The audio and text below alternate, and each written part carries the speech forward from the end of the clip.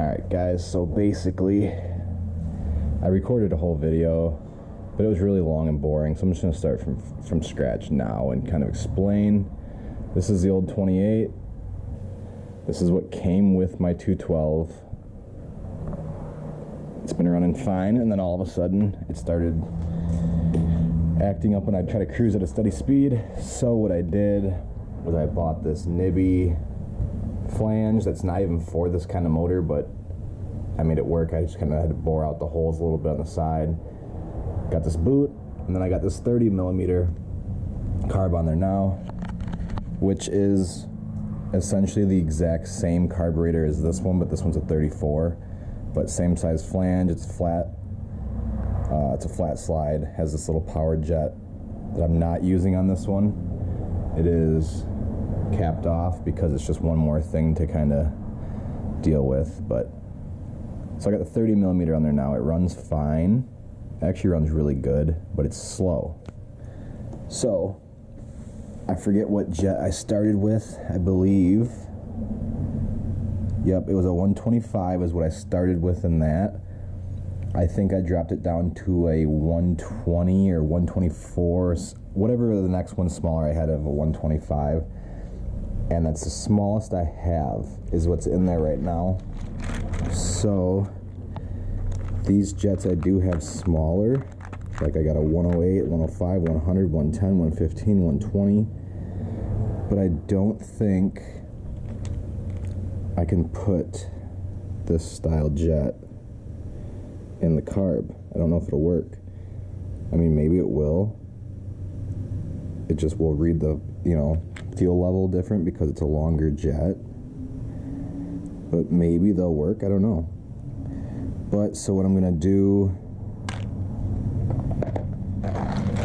basically it was running rich, really rich, and it just didn't have power. It ran fine, cruised fine, it just wasn't fast like it was before because it's so rich. So I dropped the jet down from a 125 to, I forget what I put in there, next step lowest I had, and it was a little bit better.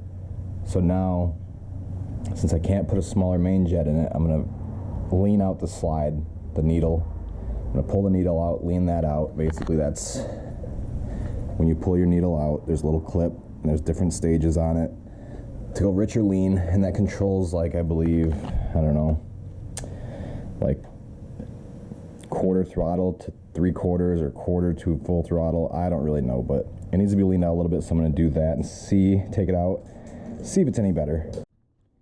Okay, so as you can see, my clip is in the center.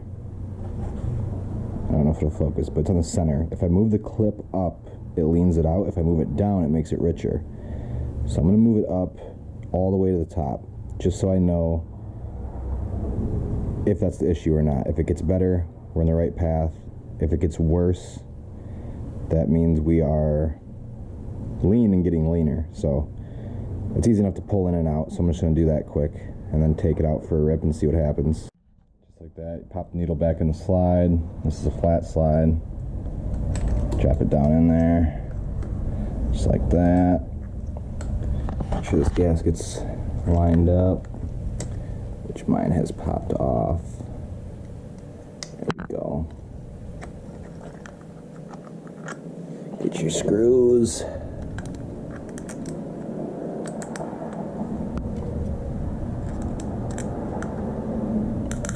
Just like that.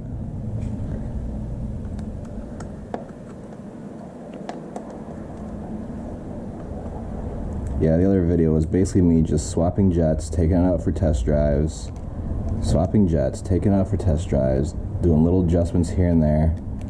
Nothing crazy. So I'm going to try to make this one just a little bit shorter. I know it was rich, so I need to lean it out, so that's where I'm at now.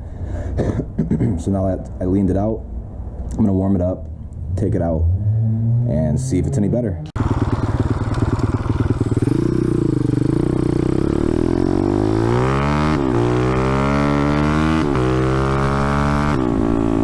It doesn't feel much better as far as power wise. Maybe a little bit. It was pulling the wheel in second there, but it doesn't really feel too crazy compared to the 28. That thing ripped. So, I don't know. keep playing with the carb.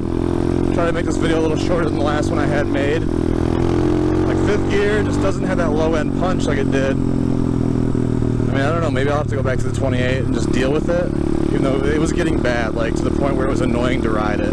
Right now it seems to be cruising pretty smoothly. Doesn't feel like I'm riding into like a brick wall of wind. So, I don't know. We'll keep testing this car, but if I don't like this one, I'll put the 34 on. Obviously, I probably won't have a jet small enough for that, but it'd be cool to try it. Maybe we could get the 34 to run good, who knows? I got this guy just fucking whatever. Big old grit in his mouth. Driving like a complete dumbass. I swear this town, dude. Sucks. Ooh, I know what I'll do. I'm gonna go drive by the repair shop where my Skyline's at. See if it's still sitting outside or not. Yesterday, I dropped it off on Tuesday night. They got right to work on it on Wednesday.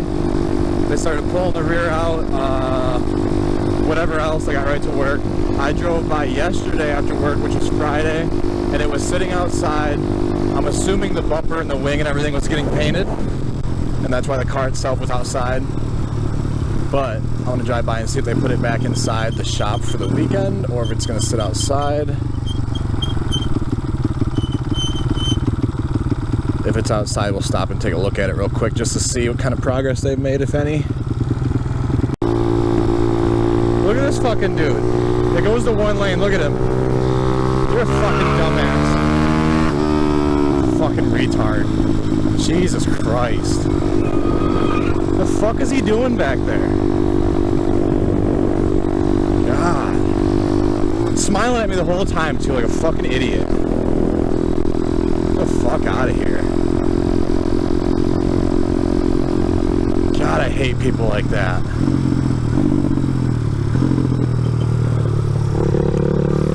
Fuck you, buddy. Eat my shit. Fucking dumbass, dude. Like, literally, that's the reason people here are so ridiculous. Like, it goes from 2 to 1 lane. This dude's I already pre-explained before this happened, he was driving like a dumbass. It goes from 2 to 1 lane. It's a zipper. You do one after another. It's common fucking sense. And this dude just decides to ride right next to me and not let me in the lane on this tiny bike of all things. And then locks his brakes up, almost hits the car that I ended up passing so that he wouldn't kill me. And then I hear the tires squealing back to like 4 or 5 more times. Like he's locking his brakes up or whatever he's doing. It's like, dude, and then he honks at me and flips me off. It's like, dude, God, you are the reason. You're the one that drives around with no insurance and does shit like this. You're the reason my car is hit by an idiot. This whole town is filled with people just like that guy. No teeth, probably going to buy a crack rock right now. Probably no insurance. Beat to shit truck driving like a dumbass. Literally, that's the description of this whole town. It's annoying as hell. Hopefully I find the guy again. Let him try something. Shit is annoying. Cannot stand people like that.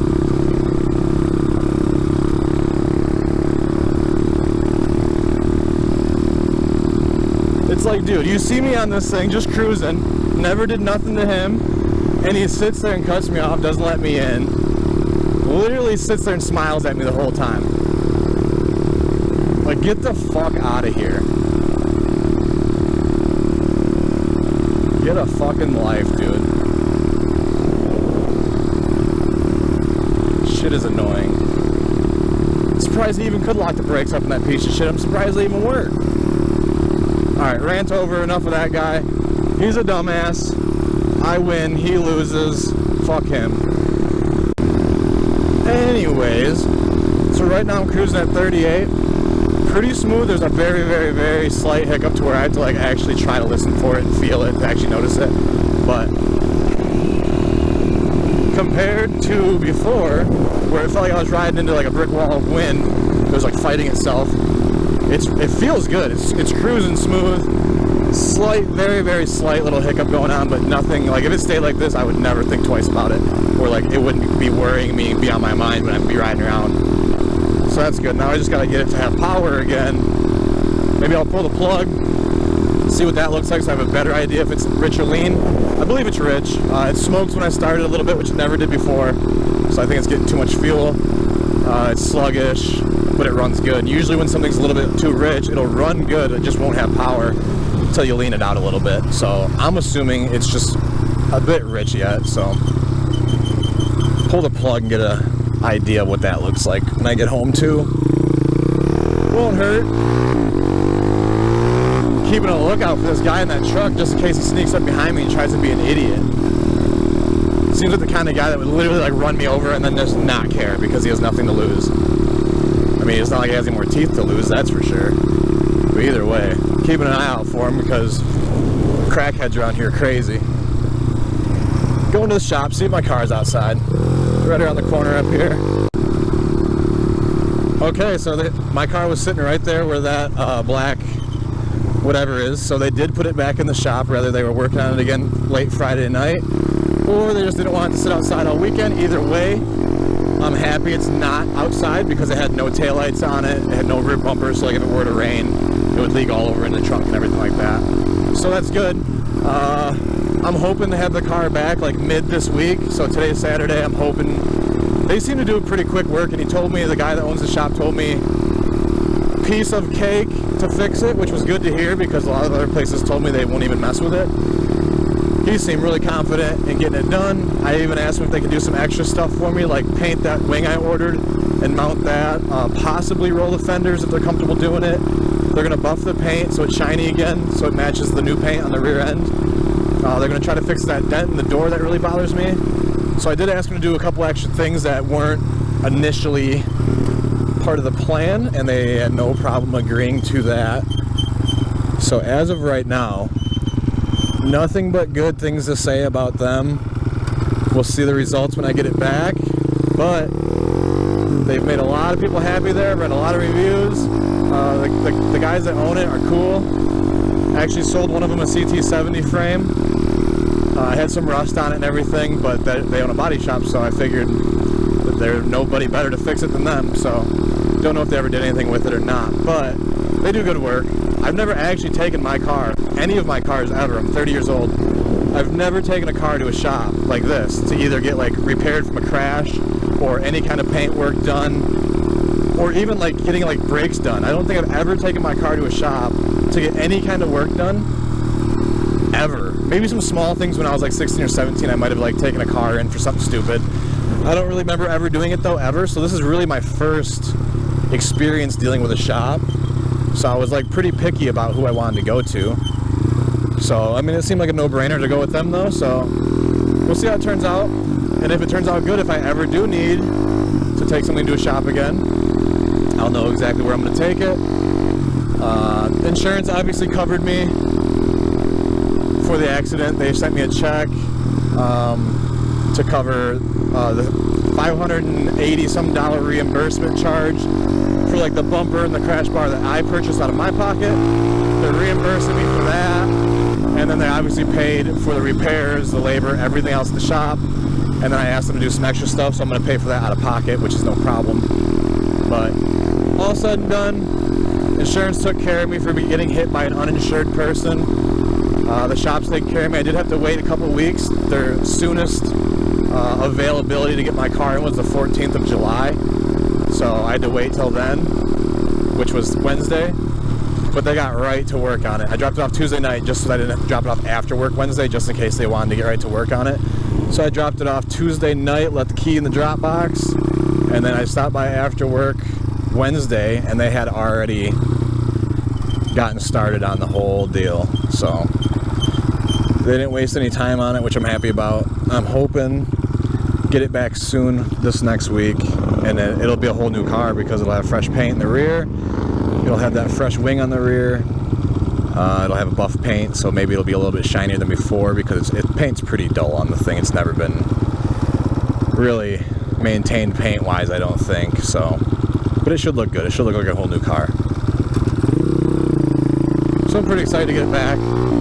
Maybe I'll see what jets are in that, or what style they take. I think they take the same as these though, which are the ones that don't fit in this carb. This carb's never even had gas in it, I don't believe. Never used it. Ooh, so actually, I believe, if I'm seeing this right, ouch, just hit my head on my bike. This carb takes, it does, this takes the smaller jets. It looks like I'm putting the 34 millimeter on because I have a lot more jet options for that. So, scratch everything I said about the 30 mil. I'm gonna put this thing on. I'm also gonna leave this power jet unhooked until I get the carb dialed in without it. If I get it dialed in without it, I'll hook it back up and see if it affects anything wide open. If it works, leave it hooked up. If it doesn't, leave it unhooked. Either way, got a smaller main jet in there. Hopefully this puts it right where it needs to be to have more power. If it's worse than it was before, I'll know that it needs to go richer, because some people are saying they're running like 160 jets. I don't know how. I mean, I'm in like southern Wisconsin, but I'm at a 115 and a 110 jet right now, so I guess we'll see. All right, put the 110 jet in, just topped her off with fuel. Take her out. See what she does. Hopefully better. Fires right up. That's a good sign though. I'm gonna grab the draggy just in case it decides to act right. Let's see. We shall see. But wind or not, I'm gonna do a pass both directions that I usually do. See what one's better. Take that time. See what it does. Compare that to what the best's done. And see what we got to work with. Hopefully it's somewhere in like, I guess, if it's anywhere like, I'm trying to think, 15.9/8's the best. If it's anywhere like within a 16.3, then I'll know we're getting close. Anything better than a 16.5 I'll be happy with, because then I can go off that being like, maybe it was wind, maybe it was this, maybe it was that, but that half second I'd be happy with, because that's easy to make up. Because I mean, you've seen some passes I've made were 18 seconds and some were 15, just based off the weather and the wind. So I mean, a half second with this carb would be awesome. I don't know why there's so much traffic out here right now, but I just had to go down to this side to get out of the traffic, and then as soon as I get down here there's no traffic. So I'm gonna do a pass this direction first apparently. We'll go from there. Reset.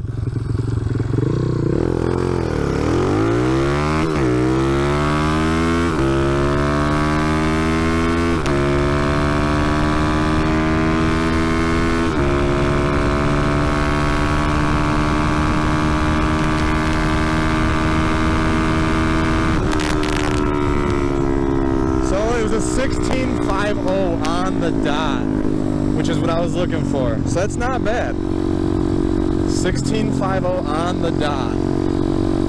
If it was a 16.51, I would have been not at the goal for this carb as of right now. But that was not bad to start. I'm gonna go do one the other direction just to see if anything's better. That was a 10.178.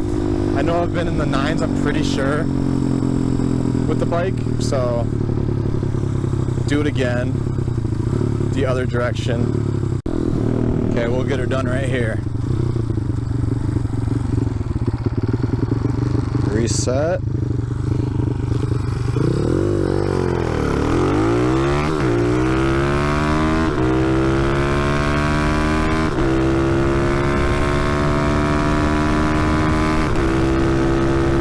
That's not looking as good on me.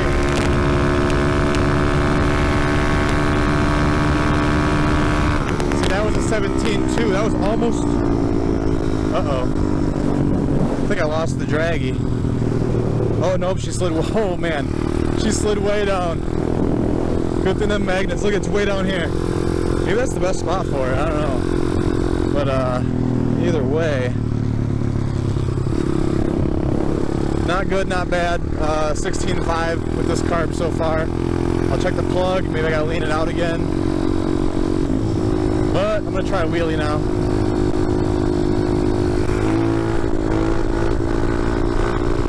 Oh dude, she wheelies like a fucking champ right now. I don't wanna hold it out because there's cars. But no sputters, nothing, she's smooth.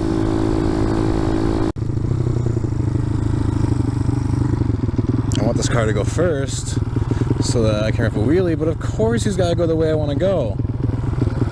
Never fails. I'll do a wheelie anyway, I don't care. What's this guy gonna do? Be stoked about it? Hopefully.